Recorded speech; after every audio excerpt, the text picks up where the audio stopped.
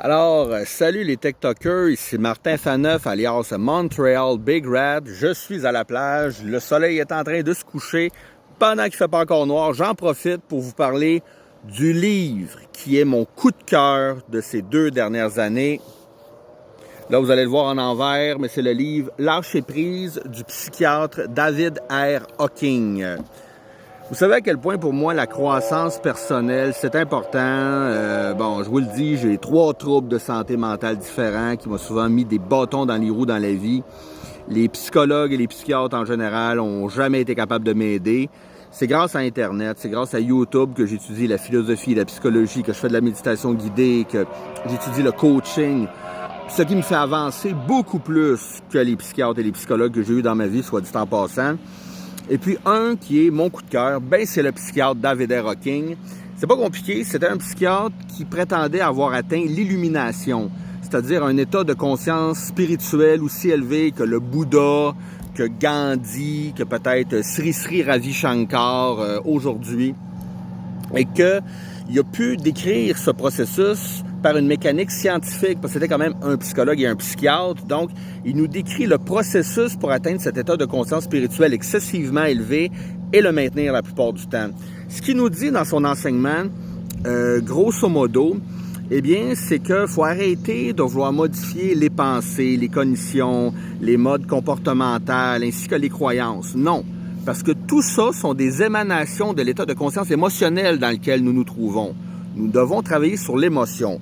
Le niveau de conscience émotionnelle dans lequel vous vous trouvez en ce moment va faire naître des croyances, des comportements, des interactions avec les autres, des pensées, parfois 3000 pensées en l'espace de 5 minutes seulement. Alors, il faut travailler sur l'émotion d'abord et avant tout. Alors, il nous montre comment upgrader par un certain processus de lâcher prise nos états de conscience émotionnelle pour que tout le reste s'en suive. Alors, d'ailleurs, il faut que je le retrouve dans le livre. J'aurais dû me préparer un petit peu à l'avance, je vous fais ça un peu sur le fly.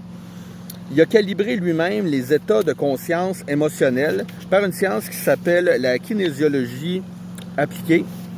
Et cette science-là nous démontre quels sont les états de conscience émotionnelle des plus bas aux plus élevés. Alors, sommaire, introduction. Alors, je vais essayer de vous retrouver ça rapidement. C'était au début du livre, c'est ce que j'ai lu. Je l'ai lu récemment, c'est vrai. Voilà. Les voici. Alors, l'état le plus élevé, c'est la paix, calibré à 600 sur la chaîne de la kinésiologie appliquée.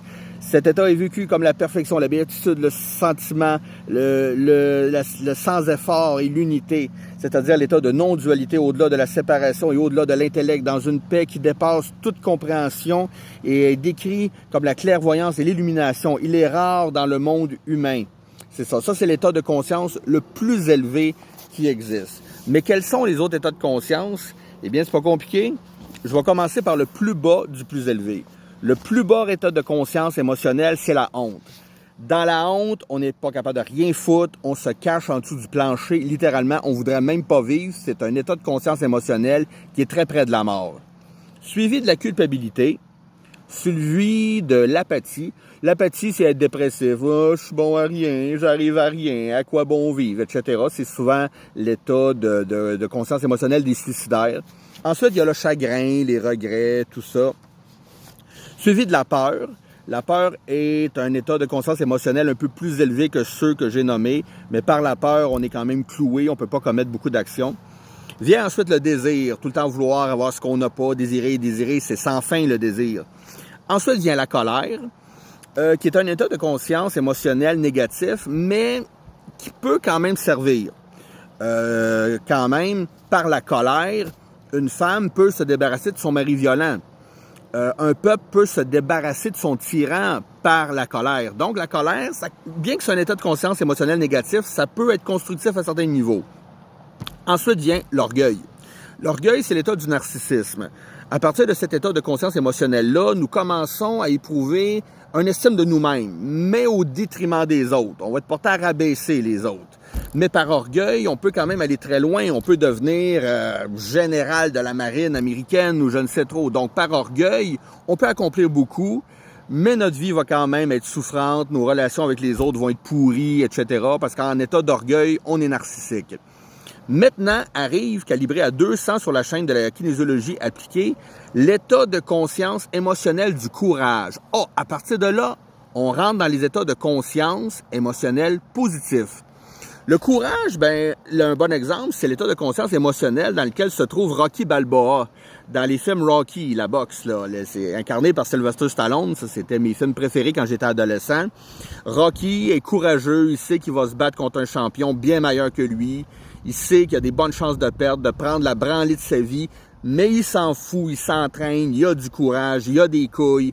Sur le ring contre Apollo Creed, il en prend plein la gueule comme il en a jamais pris de toute sa vie, mais il se relève à chaque fois.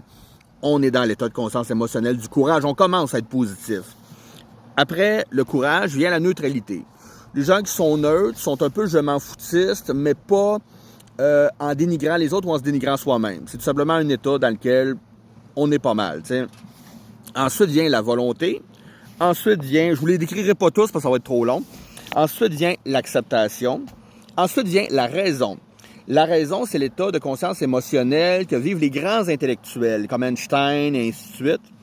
Ensuite vient l'état de conscience émotionnelle de l'amour. Ça, c'était Mère Teresa, Gandhi, et ainsi de suite. Après ça vient la joie et finalement la paix, que je vous décris tout à l'heure. La paix, c'est la sérénité, c'est carrément l'état de conscience émotionnelle le plus élevé, celui des grands maîtres spirituels de ce monde. Alors, dans ce livre, David A. Hawkins vous enseigne comment upgrader vos états de conscience émotionnelle par un espèce de processus de lâcher prise. J'ai pas encore lu le livre au complet, je vous expliquerai pas le processus de lâcher prise, ça serait trop complexe. Je pense que David A. Hawkins peut vous l'expliquer beaucoup mieux que moi.